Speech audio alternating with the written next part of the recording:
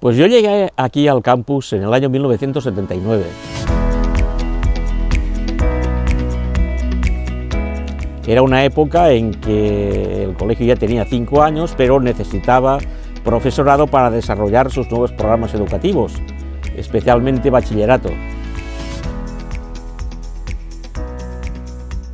Lo que hoy se llama la frontera, pero que hace muchos años era el comedor, en aquella época se organizaban desayunos internacionales o regionales. Aquella vez se organizó un desayuno valenciano, se decoró con motivos valencianos y había unas guirnaldas, que no eran guirnaldas, sino eran cuerdas de lo que aquí llaman traca. Cuando se le prendió fuego y empezó a explotar, fue muy curioso ver a la gente salir despavorida y llegar aquí donde estamos hasta que acabó aquello.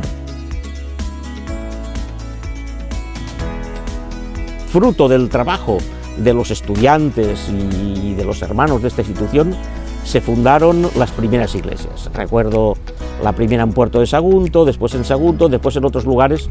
Eso, al menos para mí, que me gusta la misión, a mí me impactó muchísimo.